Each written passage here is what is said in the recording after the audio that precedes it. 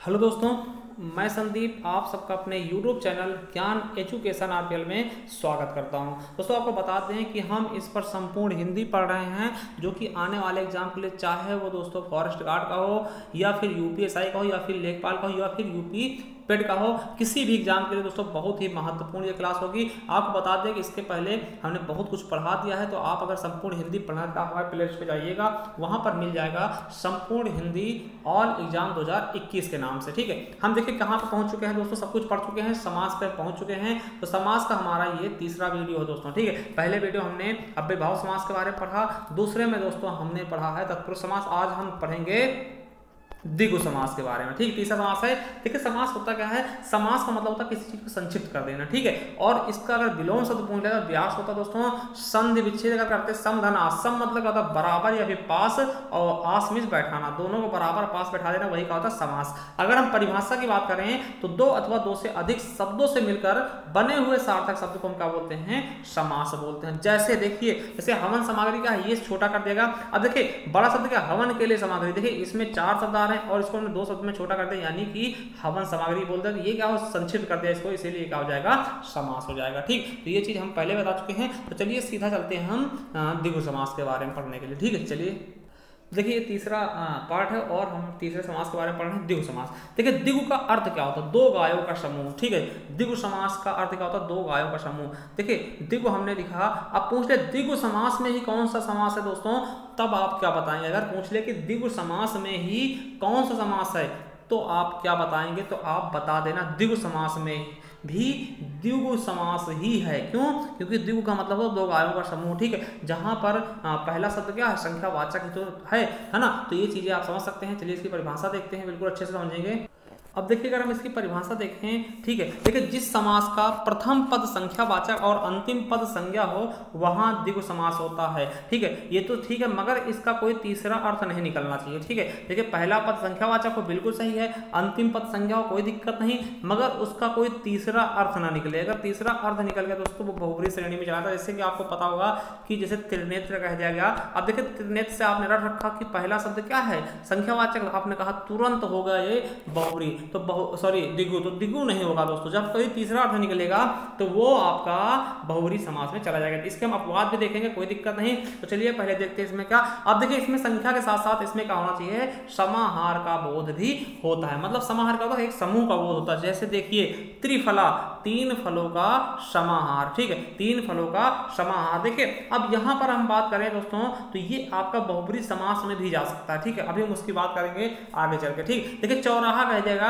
तो 4 राहों का समाहार। देखिए आप समझते हैं चौराहा किसको बोलते हैं, इधर से भी रास्ते आते हैं इधर से, तो इस रोड को हम क्या बोलते हैं, चौराहा बोलते हैं। 4 राहों को जहां पर आपस में मिलते हैं उसे ही क्या बोलते हैं, चौराहा बोलते हैं। देखिए चौ शब्द आ गया पहले, इसीलिए क्या हो जाएगा, ये आपका द्विगु समास। देखिए अठन्नी, तो 8 आनों का समाहार। देखिए अठन्नी ना, तो 8 हो गया ना, संख्यावाचक आ गया। अब देखिए नवग्रह, तो नवग्रह क्या होगा दोस्तों, 9 ग्रहों का समाहार। दोस्तों नवग्रह क्या होगा आपका द्विगु समास। पंचवटी, अब देखिए 5 वटों का समाहार। क्या, 5 वटों का समाहार क्या होगा दोस्तों, द्विगु समास हो गया ना। पहला शब्द क्या आ गया, पंच आ गया।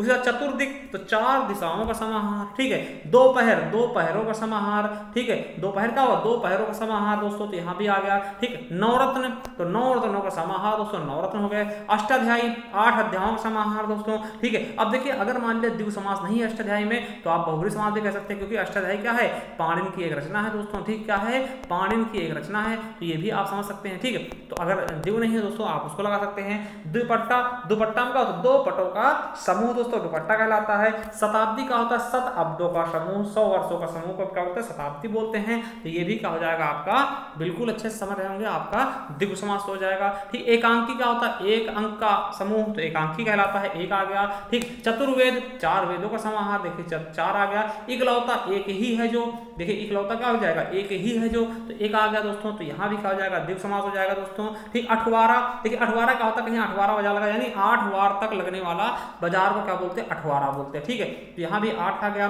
द्विमंजिला दोस्तों, जो 2 मंजिलों से युक्त दोस्तों, तो क्या हो जाएगा, द्विमंजिला हो जाएगा। सप्ताह, तो सप्त अहनों का समाहार। देखिए एक चीज आपको मैं बता दूं कि देखिए कहीं भी अगर संधि विच्छेद करते हैं, सॉरी समास वगैरह करते हैं। अब मान लिया आपसे कहा दशानन, समझिएगा दशा नन। तो ऐसा नहीं कि 10 हैं सिर जिसके अर्थात रावण, ऐसा नहीं करना। देखिए इसी से निकालना है हम, आप इसको बता दें कि इसी से करेंगे। 10 हैं आनंद जिसके, या ऐसा नहीं करेंगे 10 है सर जिसके, तो वो गलत हो जाएगा। ठीक है, जिस भाषा में मतलब अगर हिंदी में तो हिंदी में करेंगे, अगर वो मतलब तत्सम है तो तत्सम रूप में ही करेंगे। ठीक, उसका अलग अलग हम, ठीक, तो इस तरह समझिएगा। ठीक, अब देखिए कभी कभी क्या होता है दोस्तों, संख्या के बारे में पूछ लेता है, तो वो चीज हम आपको बता दें। देखिए केवल संख्या है, ठीक है, केवल संख्या है जिसका कोई विग्रह नहीं है तो वह द्विगु समास होगा। आप पूछ ले जाए 1 से लेकर के दोस्तों 10 तक, 2 में कौन सा होगा, 3 में कौन सा होगा, 4 में कौन सा होगा, पंच में कौन सा होगा, पंचम में कौन सा होगा, है ना, षष्ठी में कौन सा होगा, तो आप बता देना द्विगु समास। अब देखिए अब आपको बता दें, अगर मध्य गिनती के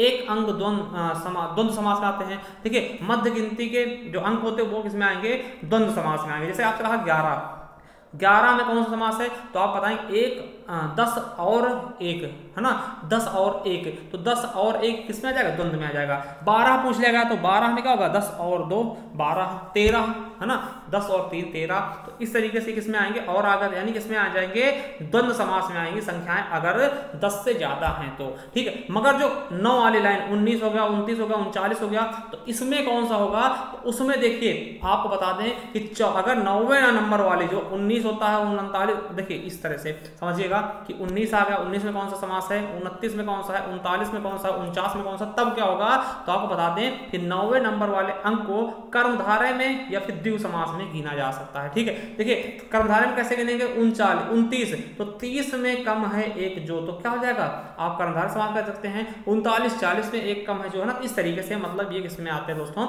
आपको बता दें ये आपके कर्मधारय में आ जाएंगे या फिर द्विगु में भी आ जाएंगे। ठीक, तो ये चीज समझ सकते हैं बिल्कुल अच्छे से। ठीक है, तो आप परेशान मत होइएगा। ठीक, अब देखिए कुछ अपवाद होते हैं कुछ अपवाद होते हैं, वैसे इतना ज्यादा कुछ पूछेगा नहीं। ठीक है, अब देखिए अपवाद का होता है, जैसे चौपाल पूछ लेगा, तो चौपाल में दोस्तों आप द्वंद्व समास बता देना। मगर कभी कभार क्या होता है कि द्वंद्व नहीं मिले तो क्या होगा, गांव के मध्य की जगह को हम चौपाल बोलते हैं, एक विशेष तरीके से कुछ और याद आएगा, तो इसलिए क्या हो जाएगा दोस्तों, आपका बहुब्रीहि बता देना। चौमासा दोस्तों, वर्षा के 4 मास को हम चौमासा बोलते हैं, आपको पता है। ठीक, तो 4 मास, तो यहाँ पे क्या हो जाएगा, बहुब्रीहि समास है। ठीक है, चौपाया कह देगा, चौपाया का होता है जानवर को बोलते हैं, तो 4 हैं पाँव जिसके ना, तो इस तरह विशेष चीज किसी के बारे में याद आता है तो वो भी कहा जाता है आपका बहुब्रीहि समास होगा। चौपाई दोस्तों एक छंद है, तो चौपाई में क्या होगा आपका बहुब्रीहि समास होगा। त्रिगुण कहते हैं, त्रिगुण कौन से, 3 ही गुण होते हैं, है ना, त्रिगुण गुण तो 3 होते हैं ना, 3 के बारे में हमें पता चल रहा है, विधिवत पता चल रहा है, रत, है ना, सत रज तज, है ना, तो ये क्या हो जाएगा दोस्तों, ये त्रिगुण क्या हो जाएगा, बहुब्रीहि समास में जा सकता है। त्रिफला दोस्तों हमने बताया था कि त्रिफला है तो द्वंद्व समास में आएगा, द्विगु समास में,